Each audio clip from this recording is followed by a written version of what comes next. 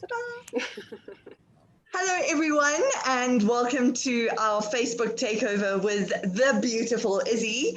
I'm really excited about this. So I met Izzy through fitness, through my sister, and we've just been friends ever since. She is the most beautiful soul. We have done one of the hardest races I've ever done in my whole life. And we made it through that with a stronger friendship. So that just really proved to me how amazing she is. And I'm really excited about this webinar because I think it's something that all of us can benefit from. So yeah, would you like to introduce yourself and tell us a little bit more about who you are as a person and what this story tonight is going to be around? Awesome. Thank you so much, Megs, for the introduction. Like, I don't know what I would have done these last few years without you in my life. Like, meeting you was just the best. Such a great friend. And yeah, learning so much about rare diseases through it. So I am a health shop owner. I live in Swaziland, or rather now known as Eswatini. I've just opened my second branch of health shop in the country, so that's been a little bit like overwhelming and daunting. I'm a personal trainer, health coach, all sorts of different coaches. I basically cannot stop studying. Who I am as a person, I am super passionate about health, health and fitness, anything to do with the wellness industry. The reason being because I was diagnosed with my first autoimmune disease at the age of 15. Yeah. And do you mind me asking what autoimmune disease that is? And you say your first autoimmune disease. So do you have a few of them? And do you mind telling us a little bit more about your journey to get to a diagnosis? Because I know looking at the stats with rare diseases, it takes on average 7 years to get a diagnosis of a rare condition. And I know you went through a real struggle to get to know what was actually going on with your body. Yeah. So for me, it actually started when I was 6 years old. I started with really burning knee and joint pains. I basically couldn't fall asleep at night without my dad rubbing alcohol on my knees to like create that warmth. And then it moved on to, I had gastritis by age 10, IBS and polycystic ovaries by age 15. I was pre-diabetic. I suffered with migraines. I was severely depressed, which it was odd. I knew that there was something wrong about how this felt as a child. And then so from 6 years old, they only managed to diagnose me 9 years later at 15. I'd bounced from doctor to doctor. I was either a hypochondriac, or it was growing pains, or I was just sad because I didn't have enough friends. So there was a lot of that journey. And to be honest, the diagnosis was a relief to know what it was. But at the same time, it was done in such an ugly way. The doctor, because I live in Swaziland, I'd seen a doctor in South Africa, and they called us over the phone and gave us the diagnosis over the phone. So to my family, it was like Google, just check out what lupus is. And it was like the end of the world. Like, our daughter is dying. They took me to Disneyland as almost like my dying wish for my 16th birthday. So yeah, it's very funny when you get diagnosed. It is a relief, but at the same time, you kind of go, whoa, what next? Like, what is the next step? If I've suffered with all of these symptoms all along, what comes now after having a label to it? So it wasn't just the lupus. After that, obviously, rheumatoid arthritis, polycystic ovaries, IBS. I do still struggle a bit with things like gastritis. I do have chronic fatigue, and it looks like a bit of fibromyalgia. So I am actually trying to get a doctor next month. I do have an appointment to find out whether it is fibro. I've had a lot of leg symptoms in the last couple months, which is why we do think it might be fibro now. It's an ongoing journey. And that's why I say multiple autoimmunes. I do feel like once you've been diagnosed with one, I'm sure everyone out there knows, when you see online chronic illness, autoimmune illness, it feels like a knock-on effect. Just kind of wait for the next diagnosis. And I think that's often the thing with autoimmune conditions. A lot of our doctors say they're very friendly with one another. So they never just want to go into your body as one. They want to bring all their friends, and they're like, hey, let's inhabit this one. So yeah, I totally get that. And I'm really sorry that you think that there's fibromyalgia on top of all of this. Yeah. It must be quite scary to know that there's another thing that you're fighting. Yeah, so it was, I think again, I always try and see the positive in it, but it was really scary. Just the pains every day have been difficult to manage. I've been trying to research and ask people for help and what they might recommend for lower body pain. It's kind of chronic. And I love lifting weights. Like, my thing is exercise. So it has affected that a bit. But I do feel like if I do know, then I can take the power in my hands and then we can figure out what's the way to go. Do I need to attempt more natural? Do I need to attempt medication now and see what happens? And do you think that your journey with these health issues and your new diagnoses, do you think that that's what sort of pushed you into the health shop and the health coaching and the fitness and all of that? Or do you think that that would have been the path that you would have taken anyway? Have you always been interested in that avenue?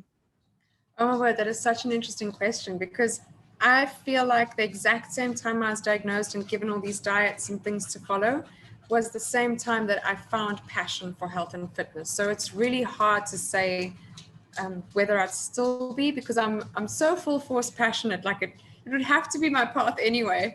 It was just, I had to research. I had to think, right, is this the diet for me? I had to find out, is this the right medication? I had to, am I eating the right thing? It just became all consuming in a good way, because I wanted to learn for myself. And shortly afterwards, my dad was diagnosed with colon cancer.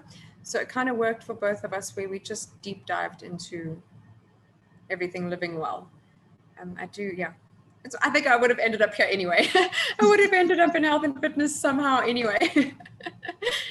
And how do you think it's had an impact on you as a rare warrior? Do you think your health and fitness, is that like a way to escape being the sick one?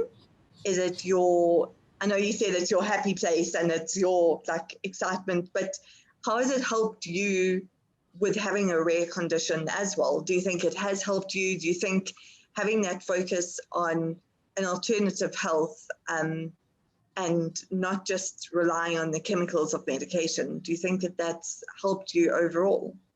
Yeah, definitely. So it's helped me definitely in the way of keeping my body in remission. I have had a lot of my autoimmunes in remission for a long time. So obviously a couple things will pop up now and again. We can say remission, but we still have symptoms here and there. It just means we're not on the floor. But it has helped me keep my body in a good place and space, but also mentally, because it's such a huge part of taking your power back. So I feel like, having studied and learned so much about health and fitness, and obviously there's a lot we can't do for autoimmune and rare diseases, but there's a lot we can in terms of feeling empowered and feeling like, right, I can do this for myself today, or I'm going to take a self-care day, whatever choice it is for the day. I do feel like it's been empowering. Yeah.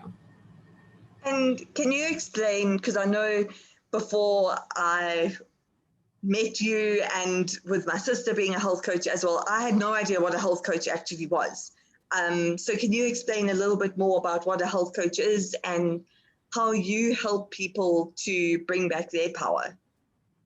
Right. So a lot of people think a health coach is someone, I guess because it's quite new, they think it's something like a dietitian. Here's a plan you need to follow, this is what you need to do.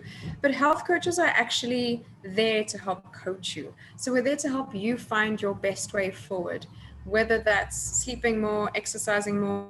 You kind of come up with what's necessary, what needs shifting in your life, and we hold your hand through it. We're there to support you, we're there to guide you. And I have had a few coaches in my life for different areas of my business. I do feel like it's helped tremendously. It also just helps with the mindset, having that person that you're accountable to, or having that person that's there to help mentor you and bring you up, especially when we feel down in our illnesses or down in our health. We kind of feel disempowered. There's that word again. We feel lacking, we feel unworthy, we feel all these things, which a coach can be that friend there for you.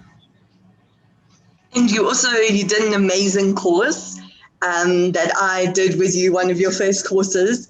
And that was really amazing, because that involved a lot of journaling, and there was a lot more to it than I realized. And I think, like you say, you think of health coaching and you go to a dietitian and they're like, okay, this is what you need to do. Here's your plan. You go forward. Whereas it's like digging deeper. It's looking at what impacts you emotionally, mentally, physically, all of that stuff. Because I think, especially having a rare condition, the emotional aspect is something that we don't necessarily deal with because we're so busy just trying to live. So we don't look at the fact that we feel that we're a burden, or that we feel that we're useless, or we're the sick friend, or whatever. So why do you think it's so important to look at the emotional side of, even if you're healthy, I suppose, the emotional side of your life? Yeah. So to me, there's two things with that.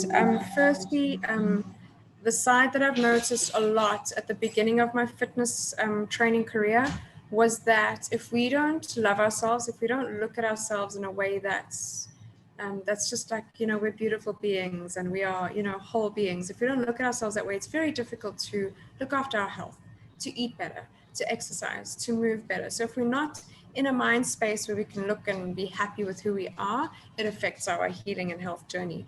And then the second and the really big one is the fact that so many of us are actually ill from a deeper inner trauma.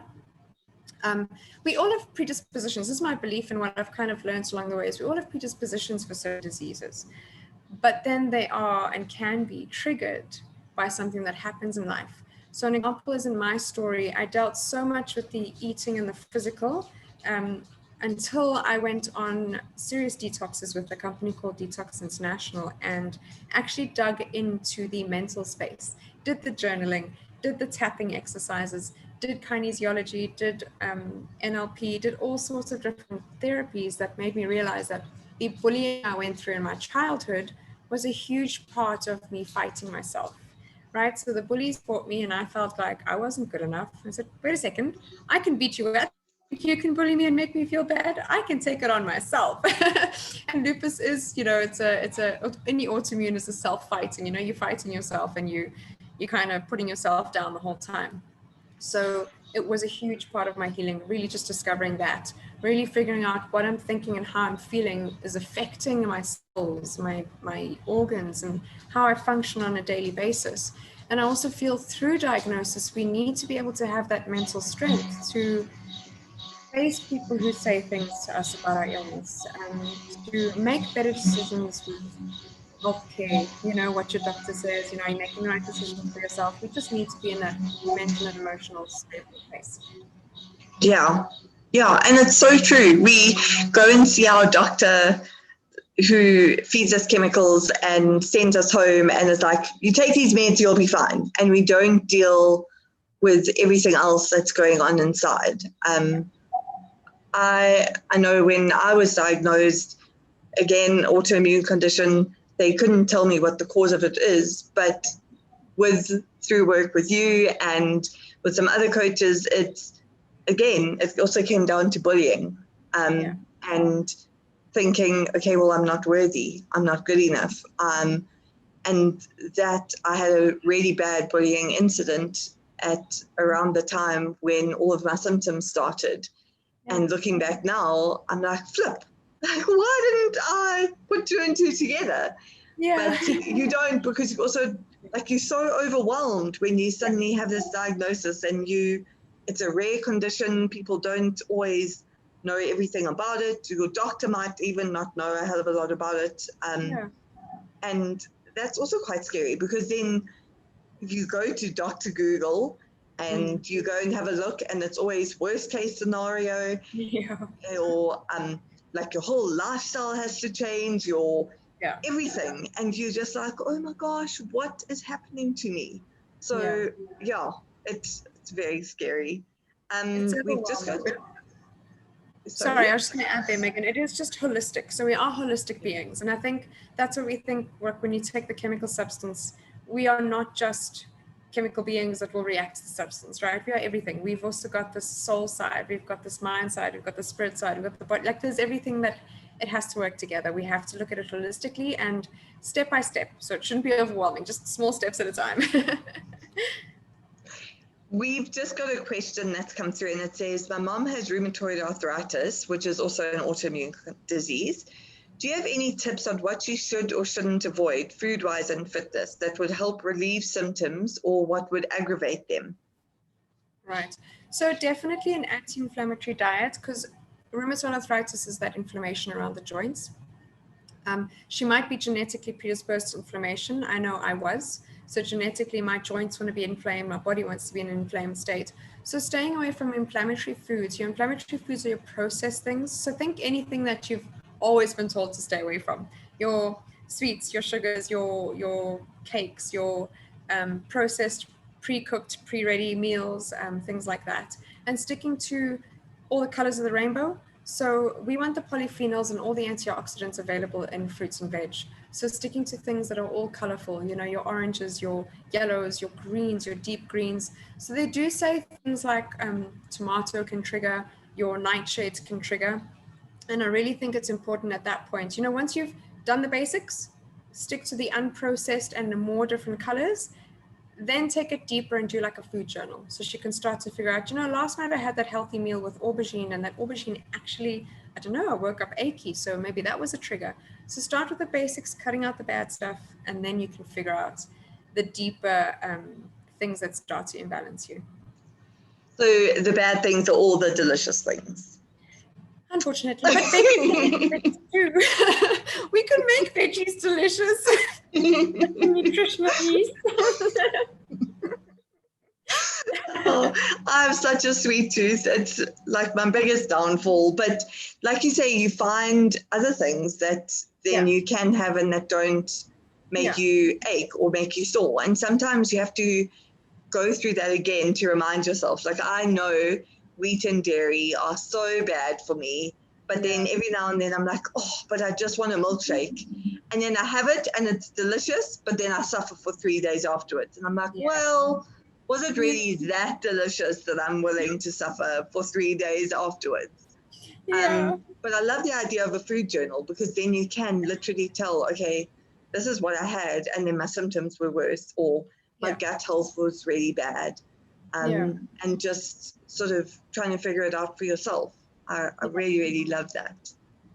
And working in a health shop, you obviously know a lot about supplements and what will help people. What supplements do you think most regular people should be taking on a daily basis? So the top ones that a lot of my mentors have suggested, and like I over the years have seen, are really the basics that people are lacking in, are things like vitamin C, first and foremost. Obviously not because it's 2020, but vitamin C also helps us absorb a lot of other vitamins and minerals. So if you are taking other supplements, vitamin C is going to help you actually absorb them. So that's number one. Number two would be an omega-3. A lot of us get omega-6 from the food that we eat, which is extremely inflammatory. And omega-9 you get from the food that we eat anyway. Like, it's kind of your body makes it on its own. So we all have this thing like, we need omega-3, 6, 9, but you need omega-3, which is anti-inflammatory, great for brain, heart, circulation. They've linked it to so many different things right now, illnesses, and most of us don't eat enough fish or healthy, clean fish. So omega-3 is a huge one. And then magnesium. That's my third one. Unfortunately, fruits and veg are not grown like they used to be. We are not getting that crop rotation where the soil's nice and healthy and you're getting all the minerals in the soil. And magnesium is linked to so many different illnesses and irregularities. You know, a lot of autoimmune is actually coming from nutrient deficiencies. That's also a trigger. So we want to be able to fill up those nutrients, and then magnesium is a huge one. Yeah. By the time you've got cramping muscles, it's too late. You're way low on magnesium. And cramping muscles are so painful. Oh, that feeling when you wake up in the middle of the night and your leg is just like. And I take collagen and superfoods as well. So, sorry, there's so many emojis around. I make a smoothie in the morning often, and I just chuck in some collagen and superfoods, because like you say, our fruit and veggies aren't grown like they used to be. And so I've always thought superfoods are a good way, superfood powder is a good way to try and pack in those vitamins and minerals. Absolutely. Is that a good idea? Yes, definitely. So I actually notice I have a greens powder that I stock at the shop, and I have a lot of people, a lot of clients who actually take it now. I have a lady who's using it for her son, and she's literally spread the word to everyone because he's never been so healthy. He's had so many health issues, and she's amazed by what this greens powder has done. So a greens powder or superfood powder to kind of cover your bases to make sure you're at least getting all that really nice, dense nutrition in a day. So it's nice because it's not a tablet. It's not a supplement, you know. We all kind of get tired of taking all these tablets. I take vitamin B and ashwagandha and all these things. The greens powder is lovely. And collagen, interesting. I actually only just found this out a few weeks ago. People with lupus are deficient in collagen. Wow. So yeah, thank goodness I've been taking some. And it makes such a difference. I can definitely feel when I haven't taken my collagen for a while, I just feel a little bit like flatter. And I didn't realize it would have that effect on me. Obviously, I see it in my skin, my hair, my nails, all of that. But also my body overall just feels like a bit there if I don't take it. Yeah, interesting. Might be that protein need that your body has. Yeah. And then if someone wanted to get hold of, sorry if this has already been mentioned. Sorry, I want to see this question. What is the name of your health shop, and do you have an online store? And then I'll go on to the second part. So it's actually called The Health Shop because I thought in Swaziland being the first and only one, I had to be really obvious. So I just called it The Health Shop. Like seriously, it's my logo is half a heart and half a leaf. You know, there's that passion and the nature. Unfortunately, no online shop. We are working on that this year. However, I wouldn't know how we would make that work with South Africa. You know, cross-border and taxes and everything. It's already created my products to be a little bit more expensive than it is in South Africa. So yeah, that I'd have to figure out. And then as a health coach, do you only have in-person consultations, or do you do online consultations as well? That's exactly what I was going to ask you. So this question came through at the right time. Came up. So I've actually mainly done online, interestingly enough. Even before COVID, online has been, the place I've showed up. And how can people get hold of you if they want to book a consultation or work with you to try and get their health on track? So definitely via either email or actually DMing me on Instagram. I'm izzy.wellness on Instagram. And my email is izzy@izzyfitness.com. So that's a little bit more complicated. That's why I think we should stick to Instagram, izzy.wellness. Gosh, I even mix up all my names, guys. My name's actually Izilda. So everyone just calls me Izzy to make it easier. And I even forget what my real name is. Is it like that name that you only get called when you're in trouble? You know, when you get called Izilda, then... My boyfriend does that too. How weird is that? Izilda. Like, what did I do? Oh, goodness. And then what would help with a problematic gut? I'm not sure exactly what kind of problems there are, but maybe it could be food allergies or something like that. Yeah. What would you recommend if people are experiencing problems with their gut health? So gut health is a big one. There are so many people in the world right now that struggle with gut issues. And it definitely starts with what we're eating. Yet again, it starts there. We can always try and supplement, but when you're supplementing, think of like an engine that needs, it's broken down. Before you can actually start afresh, you kind of have to clean out and figure out, old oil, etc. Same with our bodies. We need to start with the nutrition phase before you can start the supplementation. So an elimination diet would be a great start. Elimination diets have sorted out so many people's issues. And it's literally like doing 2 weeks of no gluten and seeing how you feel. 2 weeks of no dairy and see how you feel. And you can either add up, so keep adding up different eliminations through the weeks, or like do it backwards. I've had a few clients who've done it backwards where instead of cutting, your elimination diet normally eliminates everything, but backwards is doing bit by bit. So you're actually just going not so extreme, a little bit easier to figure out. And then definitely a good quality probiotic can really, really help your gut.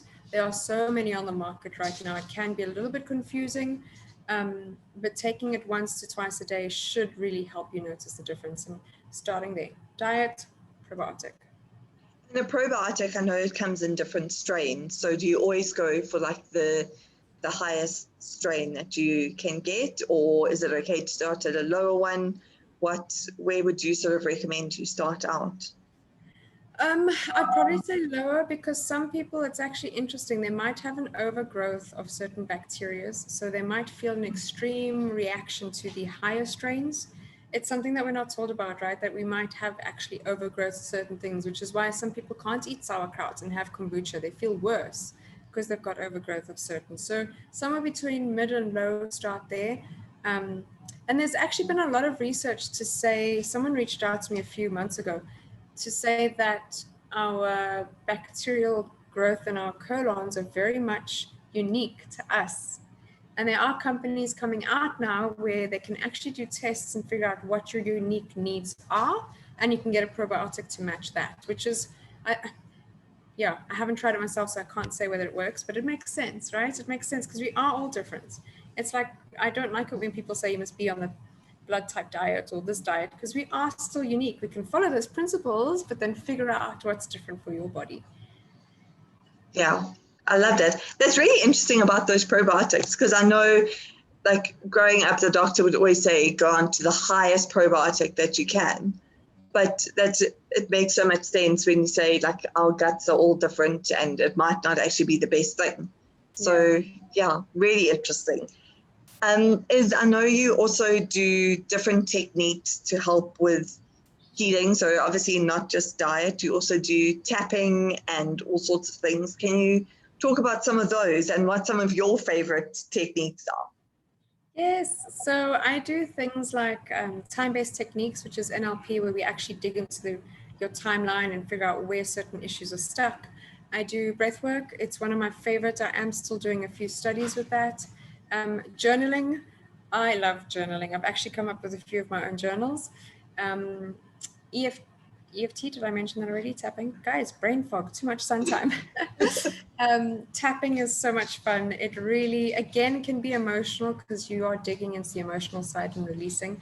So some of my favorites are definitely, like, if I know that it's going to be a hectic day and I miss journaling and breath work, that's it. Like, I'm done for. My favorites are definitely journaling and breath work. And within that journaling, it's digging into my emotions right now. How am I feeling? It's scribbling down whatever's gone on in my mind through the night, or whatever, the case might be. What are my intentions for the day? What am I grateful for? Doing a couple of breathwork exercises, not longer than about 3 to 5 minutes, and then assessing emotions after that. And that already is a huge shift. If you can figure out how you're feeling when you wake up, go through all of these exercises, see how you feel afterwards, you notice what that shift was. You notice, like, I can get through the day. I can change my mindset for the day. I can be in charge of how the day goes. That's my favorite.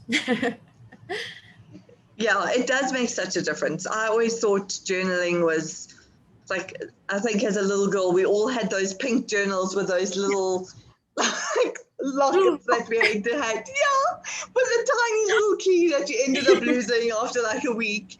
And you would say, oh, my crush is so-and-so. But journaling does go so much deeper. And it's even just the fact of getting things off your shoulders, getting things that you've been carrying around. Like, maybe you had a really awful day at the office and a client phoned in and was rude to you and you took it personally, and then it was just like a snowball effect from there. And then being able to journal, you're getting it down and you're thinking your way through it, and then you might come to the conclusion, okay, I was just being oversensitive, and then you can move forward instead of being like, oh my gosh, I'm such a terrible person. If this client thinks that way of me, then I must be like that. And so it's sorting through all of those emotions that just sort of overwhelm you. Yeah, like when you're dreading your day as well, right? Some days you might wake up and go, oh my word, I just don't know how I'm going to get through today. And it's the same thing. It's setting up your mindset for success, setting up, like, if you are starting in a more emotionally stable place, then if anything happens to rock your boat, You'll be fine. You'll be able to cope with it because you've started your day on this mindset of, I am powerful, I can cope. My intentions for today are X, Y, Z, and I've got this. Should I struggle, just do some breath work, remind myself.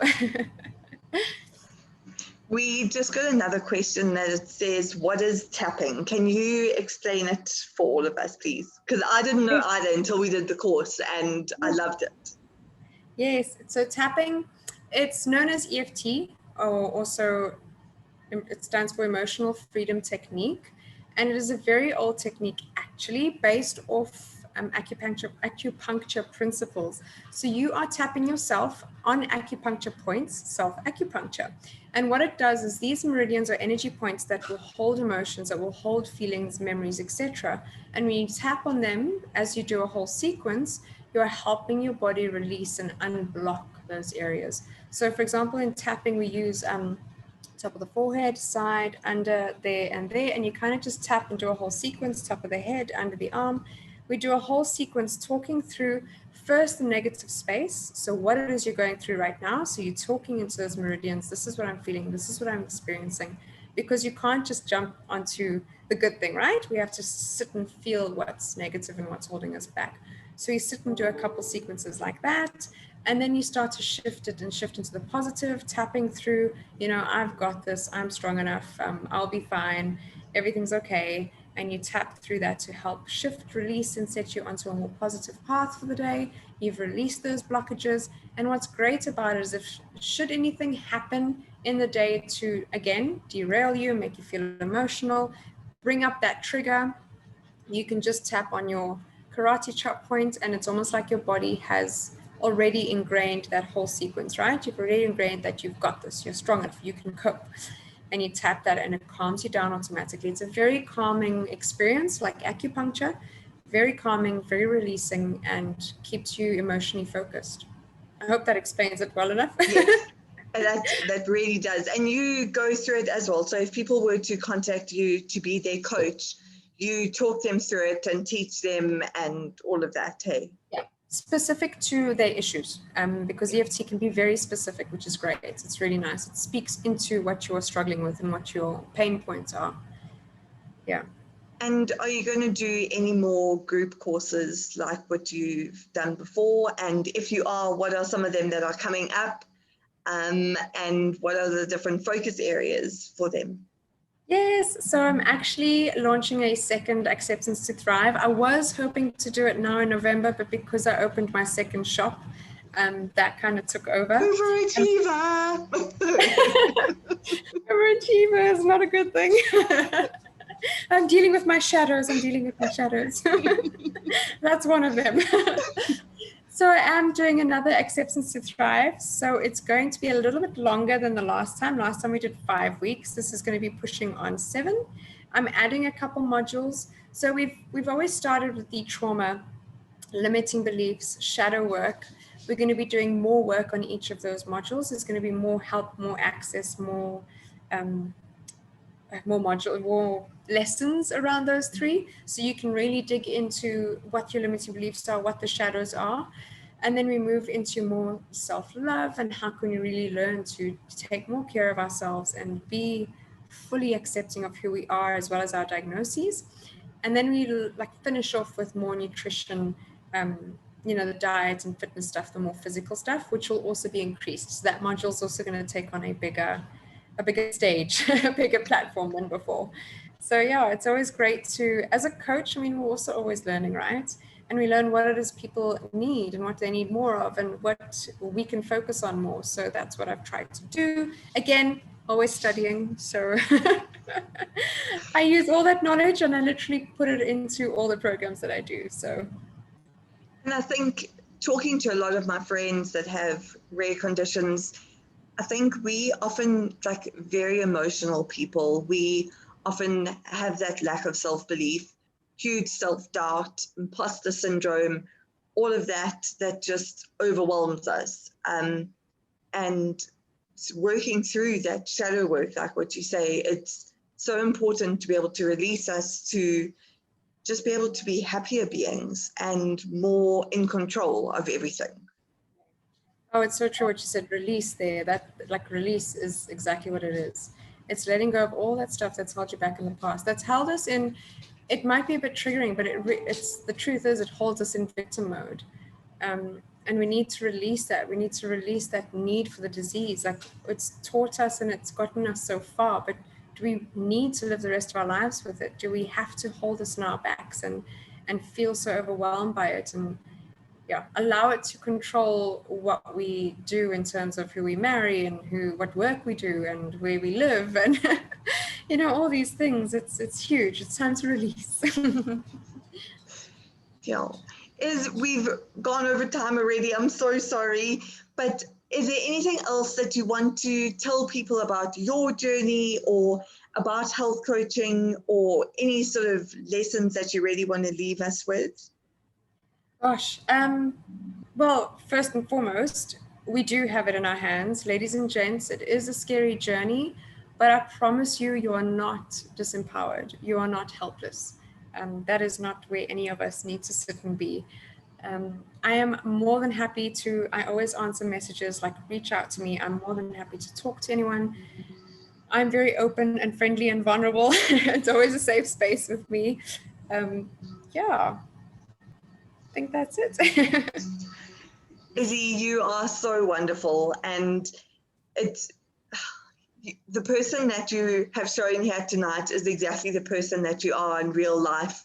You don't put on an act for social media and pretend that you have your whole life together. You have allowed us to see your vulnerable side and your honesty and living with a rare disease. And I think being able to speak to someone who truly gets us, and someone who knows what it's like to live with a rare condition and live with